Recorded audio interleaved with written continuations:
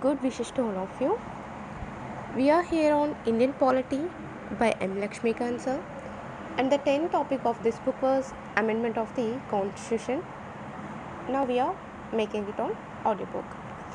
Like any other written constitution, the Constitution of India also provides for its amendment in order to adjust itself to the changing conditions and needs. However, the procedure laid down for its amendment is neither as easy as in Britain nor as difficult as in USA. In other words, the Indian Constitution is neither flexible nor rigid by a synthesis of both. Article 368 in part 20 of the Constitution deals 20 of the Constitution deals with the powers of Parliament to amend the Constitution and its procedure. It states that the Parliament may, in exercise of its constant power, amend it by way of addition, variation, or repeal any provision of the Constitution in accordance with the procedure laid down for the purpose. However, the Parliament cannot amend those provisions which form the basic structure of the Constitution. This was ruled by the Supreme Court in the Keshwan in the Bharati case 1973. Procedure for amendment. The procedure for the amendment of the Constitution as laid down in Article 368 is as follows. An amendment of the Constitution can be initiated only by the introduction of a bill for the purpose in either House of Parliament and not in the state legislatures. The bill can be introduced either by a minister or by a private member and does not require prior permission of the President.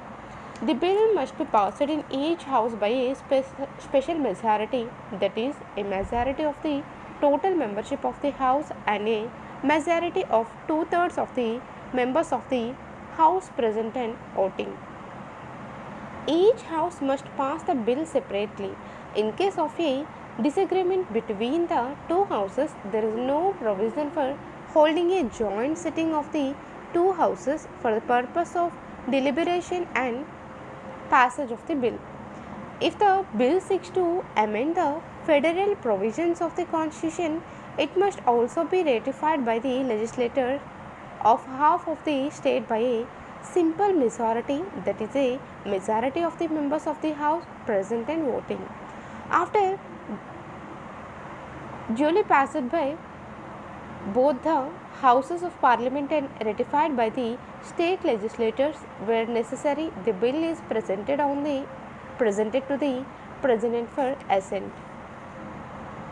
The president must give his assent to the bill. He can neither withhold his assent to the bill nor return the bill for reconsideration of the parliament.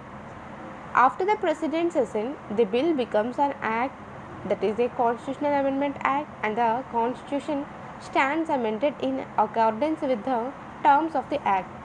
Types of amendments. Article 368 provides for two types of amendments, that is by a special majority of parliament and also through the ratification of half of these states by a simple majority.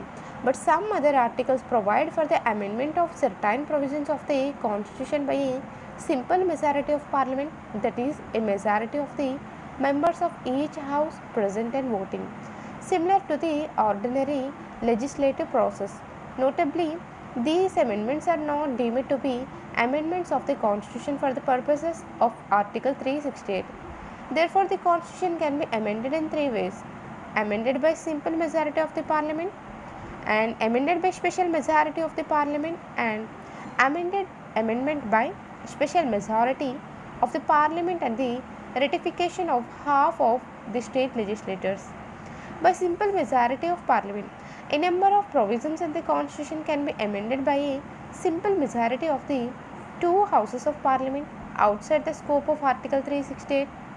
These provisions include admission or establishment of new states, formation of new states and alteration of areas, boundaries or names of existing states, abolition or creation of legislative councils in states.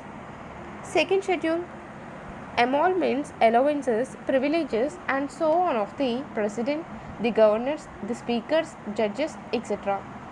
Quorum in Parliament, salaries and allowances of the members of Parliament, rules of procedure in Parliament, privileges of the Parliament, its members and its committees, use of English language in Parliament, number of puissant judges in the Supreme Court, conferment of more jurisdiction on the Supreme Court, use of official language, citizenship acquisition and termination, elections to Parliament and state legislatures, delimitation of consistencies, union territories, fifth schedule, administration of scheduled areas and scheduled tribes, sixth schedule, administration of tribal areas.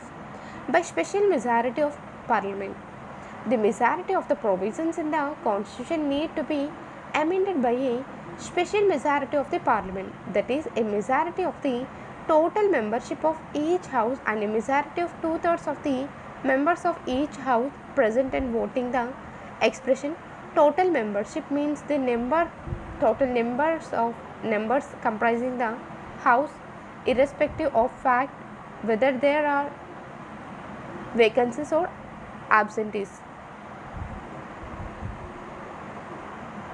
Strictly speaking, the special majority is required only for voting at the third reading stage of the bill, but by way of abundant caution, the requirement for special majority has been provided for in the rules of the houses in respect of all the affected stages of the bill. The provisions which can be amended by this way includes fundamental rights, directive principles of state policy, and all other provisions which are not covered by the first and third categories. By special majority of Parliament and consent of states, those provisions of the Constitution which are related to the federal structure of the polity can be amended by a special majority of the Parliament and also with the consent of half of the state legislators by a simple majority. If one or some or all the remaining states take no action on the bill, it does not matter. The moment half of the states give their consent, the formality is completed. There is no time limit within which the states should give their consent to the bill. The following provisions can be amended in this way: election of the president and its manner, extent of the executive power of the union and the states, Supreme Court and High Courts, distribution of legislative powers between the union and the states, goods and services tax council. Any of the lists in the 7th schedule, representation of states in Parliament, power of Parliament to amend the Constitution and its procedure, Article 368 itself, criticism of the amendment procedure. Critics have criticized the amendment procedure of the Constitution on the following grounds: there is no provision for a special body like Constitutional Convention as in USA or Constitutional Assembly for amending the Constitution. The constant power is vested in the Parliament and only in few cases in the state legislatures. The power to initiate an amendment to the Constitution lies with the Parliament.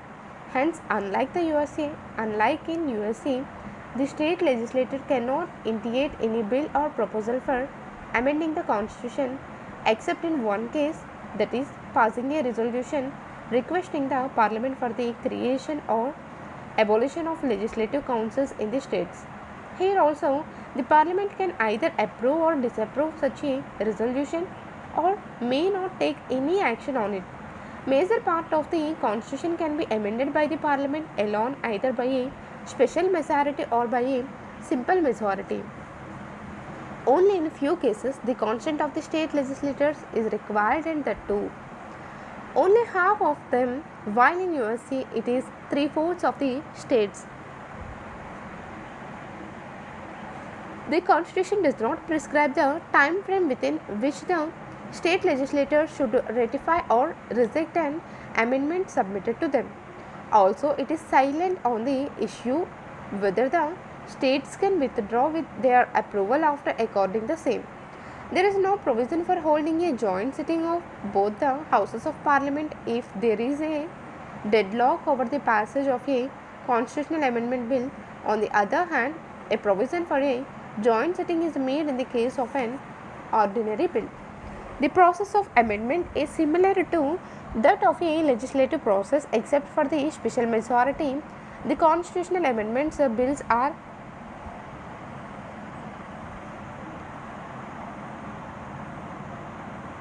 to be passed by the Parliament in the same way as ordinary bills. The provisions relating to the amendment procedure are too sketchy, hence, they leave a wide scope for taking the matters to the judiciary.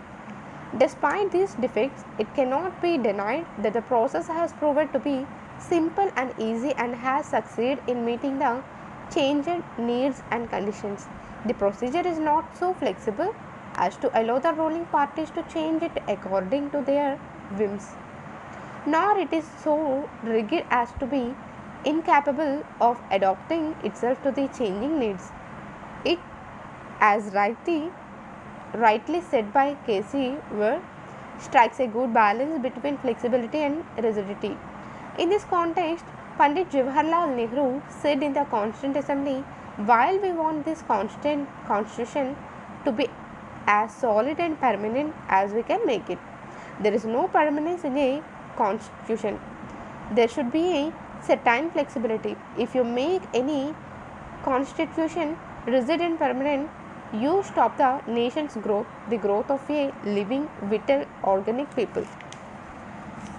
Similarly, Dr. B.R. Ambedkar observed in the Constituent Assembly that the Assembly has not only refrained from putting a seal of finality and infallibility upon this constitution by denying the people the right to amend the constitution as in Canada, or by making the amendment of the constitution subject to the fulfillment of extraordinary terms and conditions as in America or Australia, but has provided for a facile procedure for amending the constitution.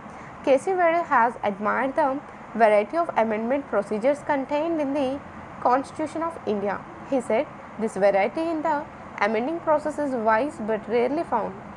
According to Granville Ashton, the amending process has proven itself one of the most ably conceived aspects of the Constitution. Although it appears complicated, it is merely diverse. Notes and references: Keshwananda Bharati versus State of Kerala 1973. The 24th Constitutional Amendment Act of 1971 made it obligatory for the President to give his assent to a constitutional amendment bill. Subhash C. Kashyap, Our Parliament, National Book Trust, 1999, page 168. This provision was added by the 101st Amendment Act of 2016. This is related to Article 279A. In USA, an amendment can also be proposed by a constitutional convention called by the Congress, American legislature, on the petition of 2/3 of the state legislature. Thank you.